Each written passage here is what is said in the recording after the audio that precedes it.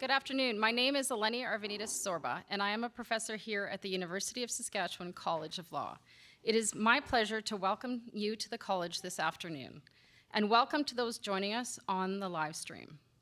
We're delighted that so many of you could join us for today's lecture, as we are spotlighting one of our very own College of Law faculty members, Robin Hansen. As we gather here today, we acknowledge we are on Treaty 6 territory and the homeland of the Métis. We pay our respect to the First Nations and Métis ancestors of this place and reaffirm our relationship with one another.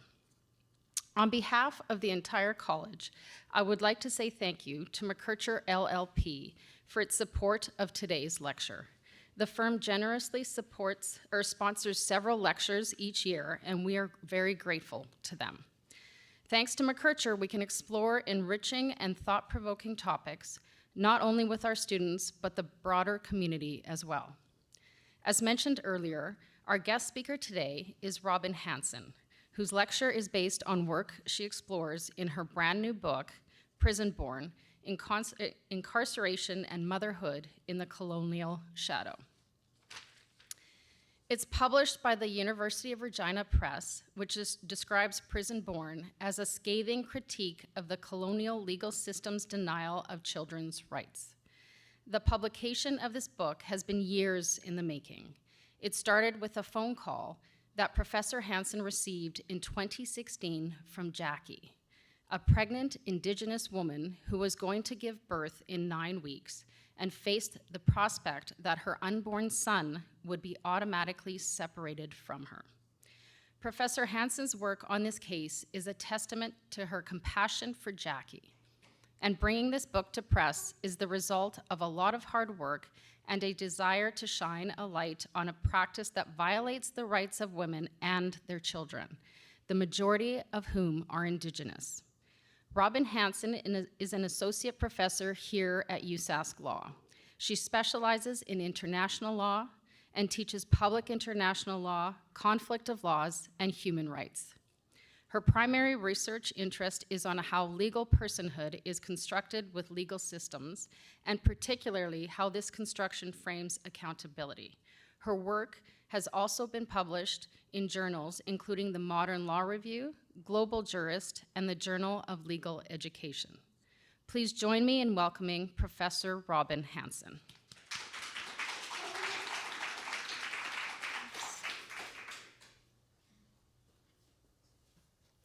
Thank you so much for being here. Thank you to everyone online. My talk today is called Prison Born: Colonial Racism and a Systems Theory of Law. It is based on the book that has just been released. A couple preliminary comments. I'm going at this topic as a settler. There's very offensive language that's going to be used, and quite serious, heavy topics. And so my goal is to share the research very respectfully and to use quotation marks and context to frame the discussion. There are 5 topics within the talk. First, I'll talk about automatic separation of newborns from their mothers. Second, about how it's a serious human rights violation. Third, that it's happening because it's directed by the Canadian legal system. And fourth, because the system contains and communicates dehumanizing definitions of Indigenous persons. Fifth, these definitions must be rejected as antithetical to a just legal system. So, automatic separation of newborns from their mothers in Canada. I did access to information requests for all the jurisdictions of Canada. Not everybody had information, but for instance, with a 5-year period in Ontario, there were 26 births that happened to persons in custody, and in each one of those 26 cases, the child was automatically removed from their mother's care. This was the same as in Alberta, which had 15 such separations in a 5-year period. Saskatchewan was 7 for that period. And so while I didn't have information for every jurisdiction, because all the jurisdictions in Canada, except for the Northwest Territories and British Columbia, and the underused federal mother-child program, because all of the other prison systems in Canada do this, I would estimate conservatively that at least 45 children a year are automatically being denied without any due process the opportunity to bond with their birthing parent. So it's not surprising when we think about how there's just under 3,000 women incarcerated in a given month. March 2023, it was 2,800. And so if 5 to 20% estimates range of those women entering prison are pregnant, it's unsurprising that births would happen in prison. Now, this is a Canada problem. It's also a colonial problem. It's happening to non-Indigenous women as well. I get into that in the book, but I'm focusing on Indigenous over-incarceration today because that is the focus also of the case study in the book. So this is a colonial problem in that it's vastly disproportionate, that 85% of women in Saskatchewan jails are Indigenous, 17% of Saskatchewan population is Indigenous, 50%, more than 50% of federally incarcerated women in Canada are Indigenous, just under 5% of the general Canadian population. So grossly disproportionate effects. So that's automatic separation. It's a serious human rights violation of the mother. I'm focusing on the child. That's the emphasis of the book. So in most of Canada, newborns are routinely separated from their mothers by corrections without consideration of how this will impact these infants' mental and physical health.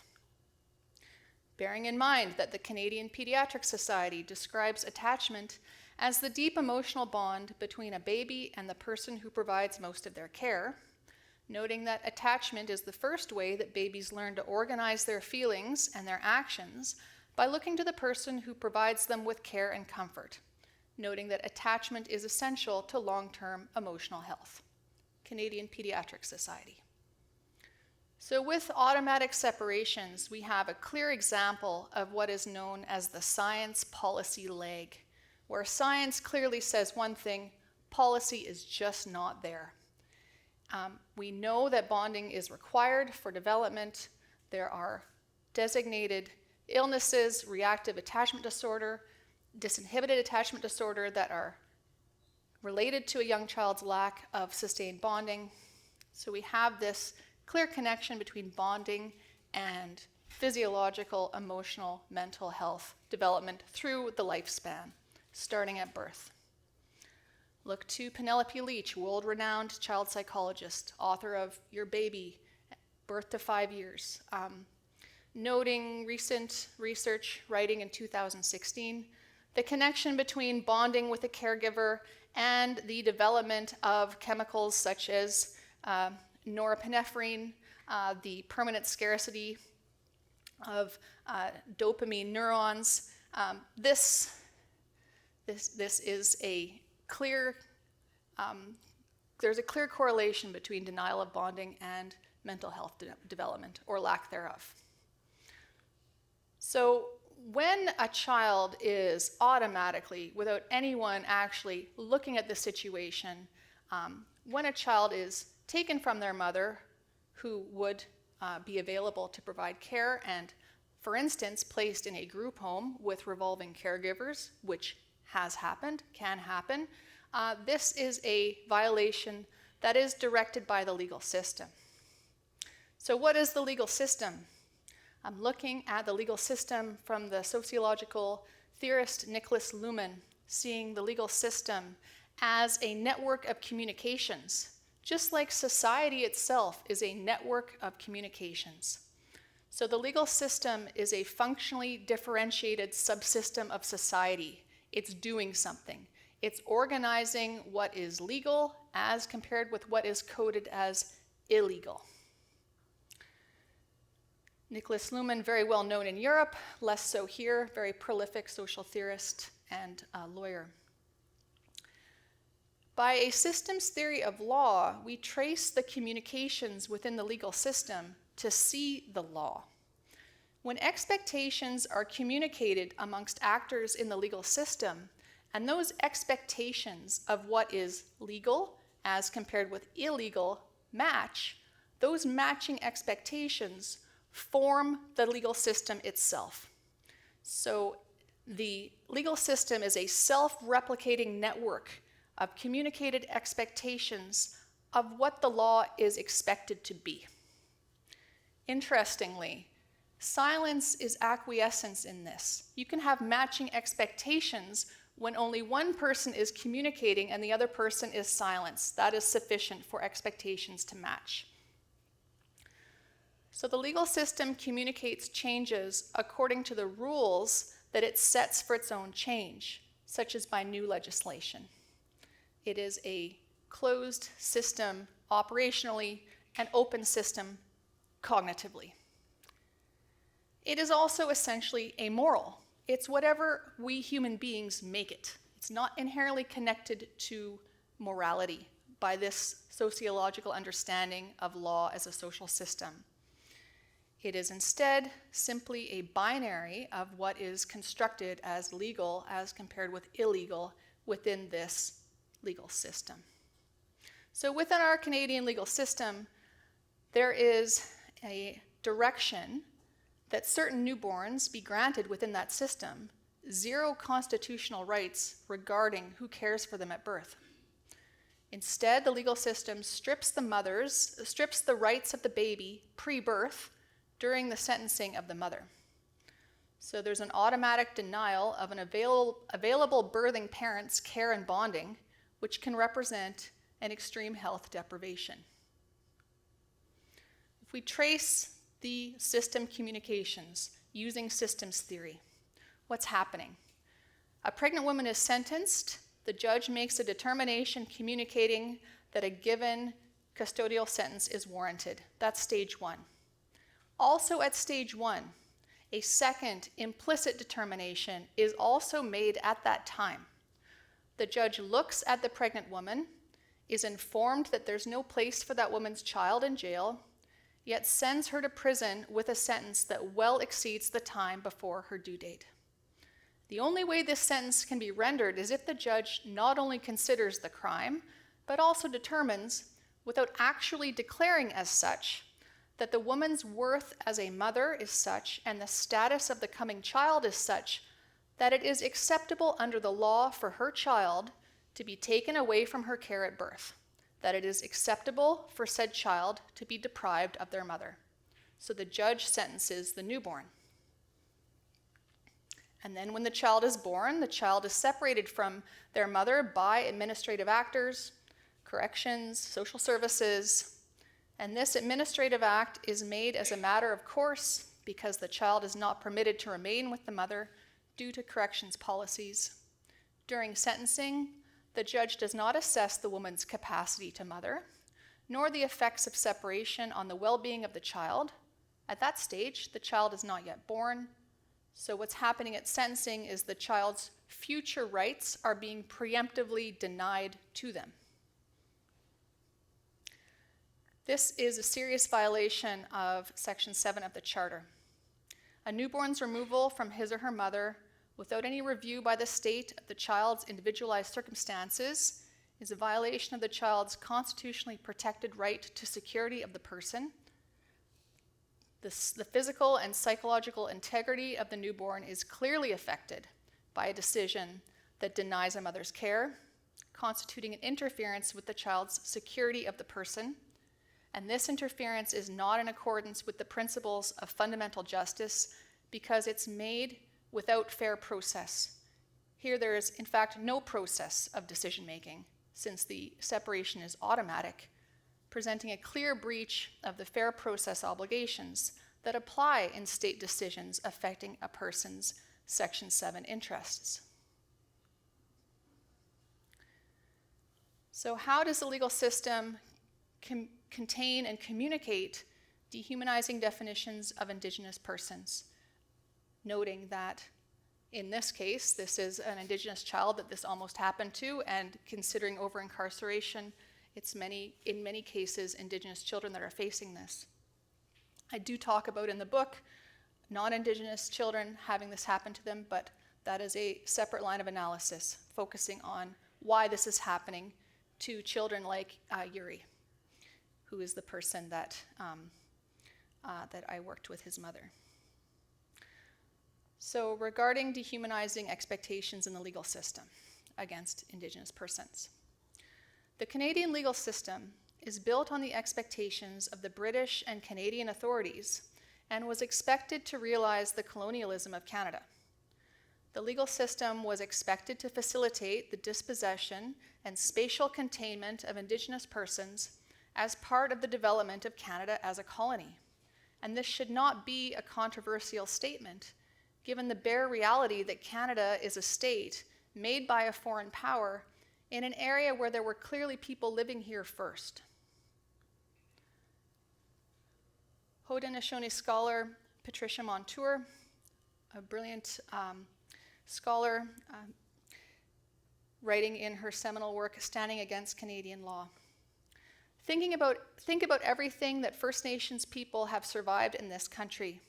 The taking of our land, the taking of our children, residential schools, the criminal justice system, the outlawing of our potlatches, sun dances, and other ceremonies, the stripping of Indian women and other Indian people of their status, everything we survived as individuals or as Indian peoples. How was this all delivered? The answer is simple: through law. For almost every single one of the oppressions I have named, I can take you down to the law library and I can show you where they wrote it down in the statutes and in the regulations. Sometimes the colonialism is expressed on the face of the statute books, and other times it is hidden in the power of bureaucrats who take their authority from those same books. The problem is that terra nullius lives on in the communicated content of Canadian law. This idea that Canada was empty, terra nullius, and this is a bedrock dehumanizing legal assumption that's circulating and denies full personhood when it is communicated to Indigenous persons. It denies full personhood and treats them in law as not counting as full people, as full citizens, very commonly defining Indigenous persons as inherently uncivilized or as disappearing or dying naturally.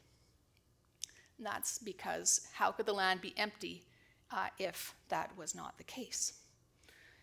So specific dehumanized definitions of Indigenous persons, which were and still are circulating within Canadian law. There's Indigenous specific offenses that have evolved into over-policing. There's dehumanized definitions that are entrenched by widespread denial of Canada's colonial crimes. And so these racist definitions and understandings require express rejection in legal system communications. Otherwise, they will reverberate and amplify in the system code, considering that silence is enough for expectations to match.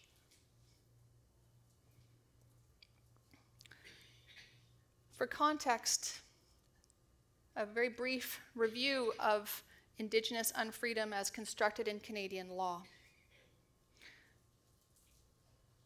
Canadian law was characterized by broad statutory basis and expansive discretionary powers for Indigenous incarceration. Anglo-European settlers did not have to worry that consuming or possessing alcohol would lead to immediate imprisonment, whereas Indigenous persons did. There was, from 1881, the Indian agent's power to serve as judge and order incarceration over all the offenses in the Indian Act, including alcohol rules, a very low threshold offense called Indian prostitution that you could be found guilty of merely because of where you were. Also could prosecute for vagrancy or meeting in groups of 3 or more. Also, severe restriction of movement through the pass system with enforcement of this pass system policy through vagrancy laws. Also serious unfreedom regarding economic activities. Jail for ceremonies, jail for resisting abduction of your child to go to residential school, illegal to make a claim against the state. For instance, in the 1920 Act outlines incarceration of up to 10 days for failure to have your child sent to residential school. And then enshrined in law and policy, the residential school system itself, with 150,000 children forced from their families at young ages, severing attachments, the very detrimental effects of the institutionalized environment, the racism, abuse, torture, deprivation, and death in many cases. So the formal changes that started to happen after World War II to Canadian law in part happened because of lobbying from Indigenous veterans who would return back from putting their lives on the line for Canada and couldn't even go to the Legion halls because alcohol was served there. So after the rewriting of the criminal code in the 1950s, the low-threshold Indian prostitution offense was taken out. Dry Bones in 1970 struck down the alcohol provisions. Tommy Douglas had changed Saskatchewan laws about 10 years earlier. So the official rules changed. But there's still inertia in the system because there was still communicated expectations of criminality and inherent threats that were operated upon and are operated upon. And this is because of inertia in the system and the fact that the binary of being civilized and uncivilized has not adequately been rejected from Canadian legal system meanings and practice. And that there's still implicit definitions of, quote, savages and quote, dying persons circulating in communication, bearing in mind that silence perpetuates these communications. And also lack of representation of Indigenous persons as judges, politicians, and in public service contribute to this inertia within the system. So, for example, there's no longer official discriminatory provisions regarding alcohol in the books after 1970, but we still see disproportionate enforcement of generally applicable law against Indigenous persons. So being targeted for being intoxicated in public more than non-Indigenous persons because of this continued expectation that it is illegal to be drinking when you're Indigenous. This is a little bit like how, this is not to make an equation, but just to describe the mechanism. For instance, with the ending of homosexuality being a criminal code offense, still more than 10 years later, there's Operation Bathhouse in Toronto rounding up 300 men from a bathhouse. So expectations that continue in the system that don't change formally with the formal law, that's what systems theory looks at. So the discriminatory operation within the Canadian legal system vis-a-vis Indigenous persons, there's over-policing as this hangover from official offenses that targeted Indigenous persons. So highly policed, 10 times more likely to be street checked in Edmonton. Also more severe sentences when it comes to judicial sentencing. In some cases, double the sentence length, according to research by James T.D. Scott, published in the Criminal Law Quarterly. So there's discriminatory operation of the Canadian legal system still as it operates. And there is thus very problematic over-incarceration. Recent stats, 8.9 times the rate of incarceration for Indigenous persons as compared with non-Indigenous persons for territorial and provincial jails in Canada. 12 times the rate of child apprehensions in the TRC report, 12 times more likely to go murdered or missing by the MMIWG interim report. So skewed operation of the legal system. And in the book, I get into many specific examples where the legal system does not offer full personhood to Indigenous persons, like Cindy Gladue or Tina Fontaine or or Betty Osborne. But the overarching idea is that because of this colonial expectation, there is differential personhood, sub-personhood being communicated in the legal system. In the words of Rufus Prince, former vice president of the Manitoba Indian Brotherhood, we can trace, and this was reported in the Manitoba Justice Inquiry, we can trace an unbroken record of injustice back through generations to our grandfathers and our grandmothers, our great-grandfathers, and to those before them. We can trace them back to the time when a label was put on our people, legitimate victim. Other people learned that they could victimize us and nothing would happen because the laws, your laws, did not protect us. So how can dehumanizing definitions be rejected within the legal system in order to make it a fair system for everyone and to not implicitly deny people's rights?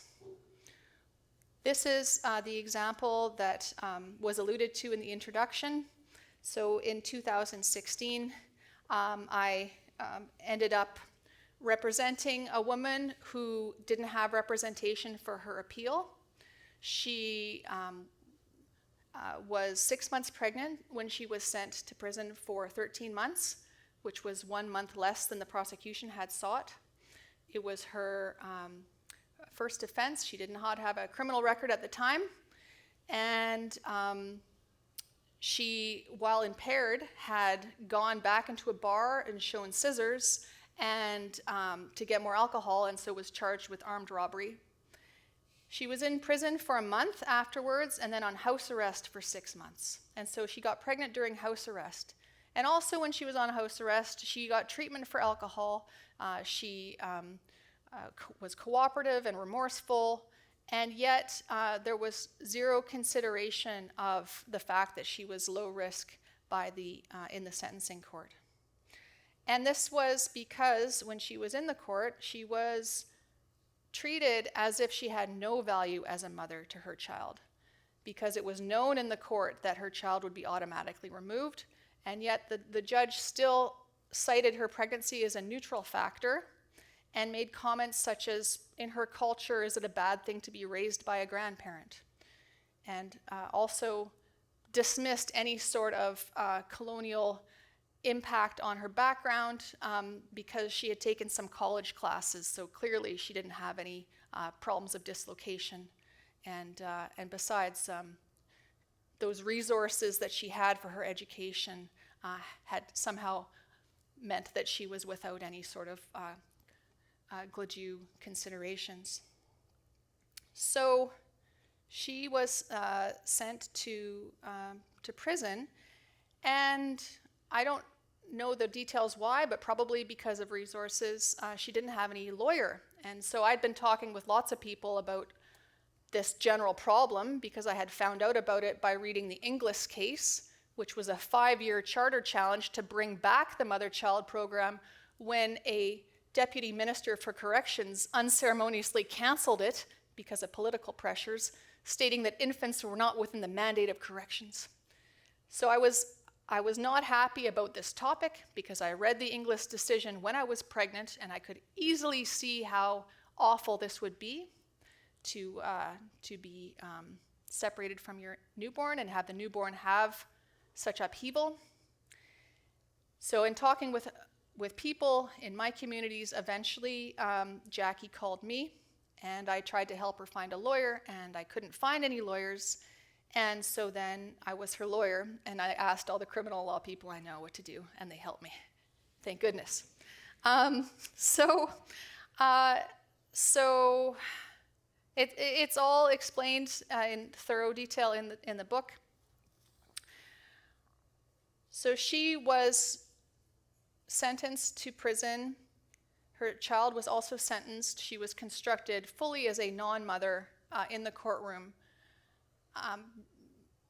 And she didn't get adequate care at all in the prison. They didn't treat her gestational diabetes, even though it had been diagnosed before her incarceration. And she went into labor, and she was ignored for many hours. It was only after the prison health staff had left for the night that she left in an ambulance. They put leg shackles on her in her labor. Right from when she was leaving the prison. Even in the hospital chart in Prince Albert, she was noted to be shackled. She was in leg shackles, driving from Prince Albert to Saskatoon because she had a ruptured placenta, and very, very serious health issues and terrible treatment arose. So after her birth, after her son's birth, very thankfully, corrections allowed her to have escorted visits to visit her son in the NICU, and very thankfully, the Ministry of Justice prosecutions persons agreed to a consent judgment, switching her incarceration to longer house arrest, so that once he was out of the NICU, they could be together. So they were not separated in the end, but that was only because after her sentencing, there was a wrench thrown into the operation of the legal system that said, hey, there's a child here. This child has rights under the Convention of the Rights of the Child. Are we going to do something better than unceremoniously deny him bonding? And thankfully, people rose to the occasion. But the system, as it was going to happen, and as it has happened since then, no doubt, in Saskatchewan and all across Canada, is not happening in a way that takes the children's interests into account.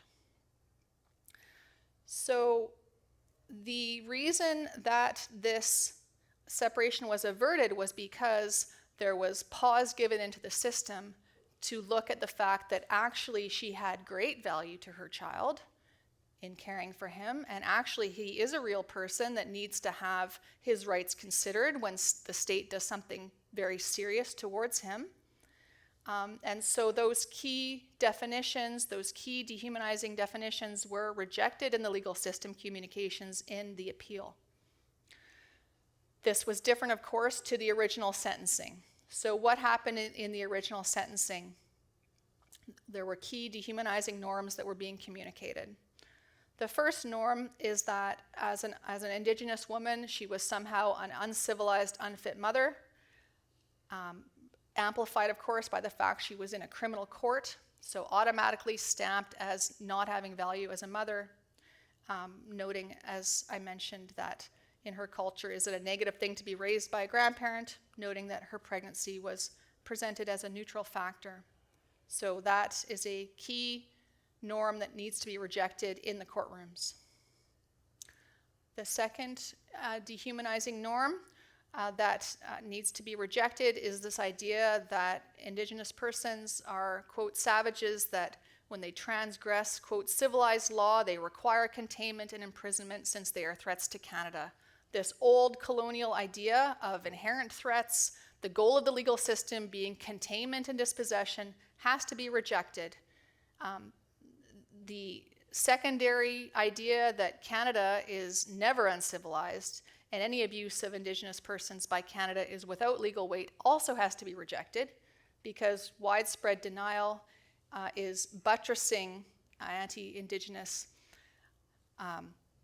ideas. So there's a connection between denial and oppression. The denial seen in her sentencing took the form of seeing the fact that she had taken college classes as meaning that she had no colonial trauma and that there shouldn't be any specific sentencing approaches taken, and that not only had she taken classes and so was presumably whole, but there was reference made to resources from Canada for her education. So the prison idea, we can't continue to assume that prisons are just for society's trash, that we can't keep assuming that prisons are where dying or disappearing people just kind of get shuffled, or uncivilized persons that have to be contained. People in prison are people, and they need to be treated with full humanity. Instead, if they're not, if we see prison as a place for the dying and the uncivilized, then all the pain in prison gets absorbed into this idea and somehow justified in this idea. So we get the denial of medical care, we get the labor in shackles, which since then has been addressed by a specific policy against that. And all of that is acceptable in the neglect and pain of prison.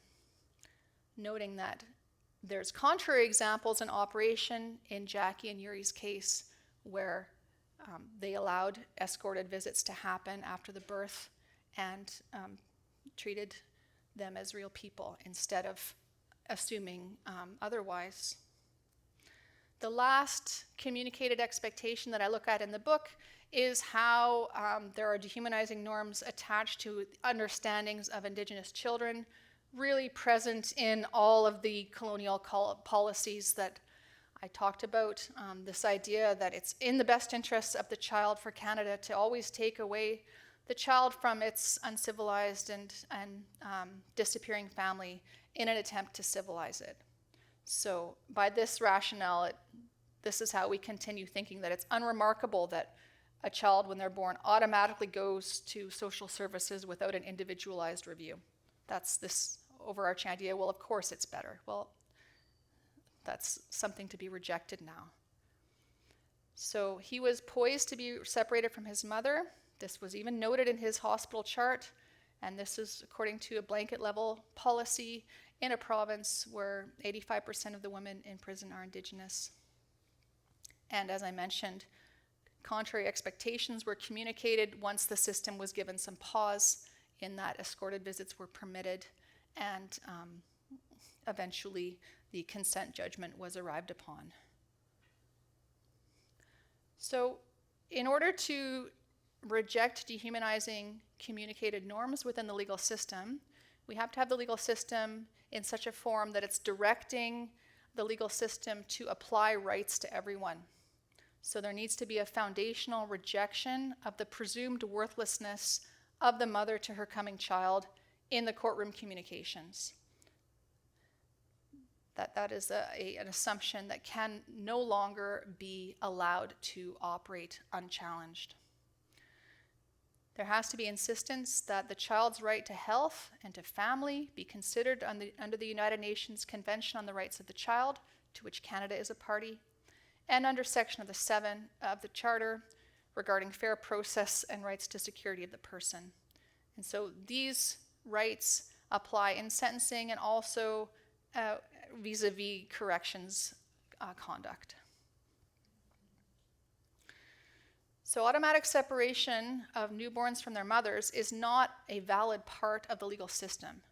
It breaches the Convention on the Rights of the Child and the Charter, and just like a break from past practice occurred for Yuri, thanks to willingness of corrections and the Ministry of Justice personnel to reflect on the child's best interests when prompted to do so, this practice can be ended by those with proximity to it. It can be ended by those in the courtroom rejecting the fallacy that it's acceptable to punish children. So in sum, automatic separation of newborns from their mothers is a serious human rights violation that is directed by the Canadian legal system, in part because the system contains and communicates dehumanizing definitions of Indigenous persons, definitions that must be rejected as antithetical to a just legal system and, of course, to reconciliation. So that's everything. Thank you very much.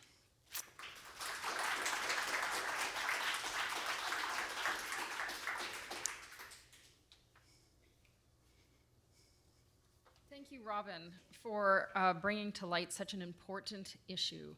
Now, we have a few minutes, so I'd like to open up the audience for if anyone in the audience has any questions. We have mics on either side of the aisle.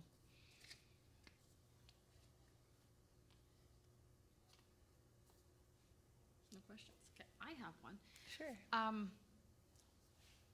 How did you, this is so out of your area, right? I am so curious. I haven't read the book, so it sounds like it's in there, but how did you get involved? How, were you yeah. going to court? How did you make this happen? I think the issue that connects my previous work on multinational enterprises and human rights violations in that context to this is that it's still about legal personhood and still about querying cases where legal personhood is being treated in a distorted way by the legal system. So here the legal personhood of these children is just somehow not there. It's not being acted upon. There's no space in the system for it to be acted upon. So they're being marginalized by the legal system in terms of having the right to have rights, in terms of having the capacity for rights and obligations within the legal system. So I think that was the thread running through my previous work in international legal personality to this, which is, why is there the denial of legal personhood in this case? And I think that, you never know what is going to really captivate you as a researcher, and I think that we're always responding to our society and to clear phenomena around us. So I think that I got into it just by being engaged in the violation that was so obvious.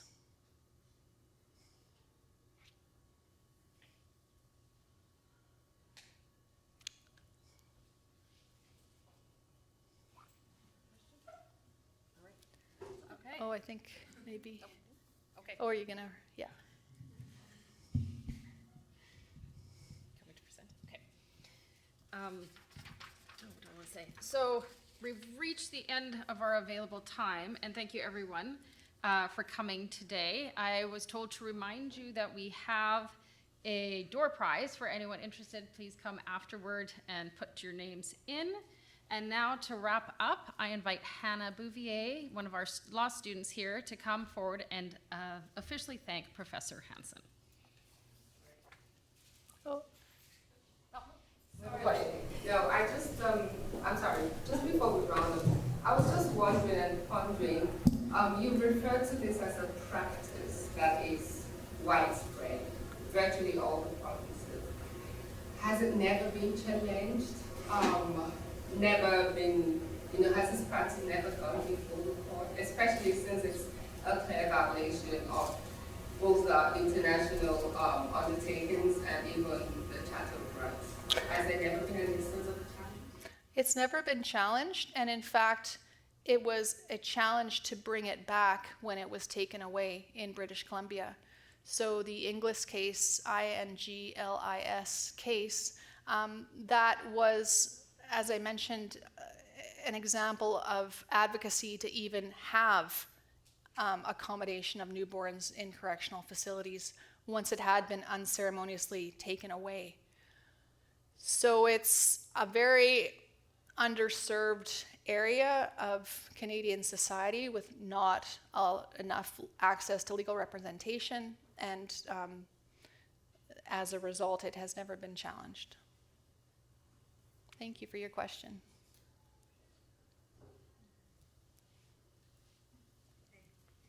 Thank you, Professor Hansen.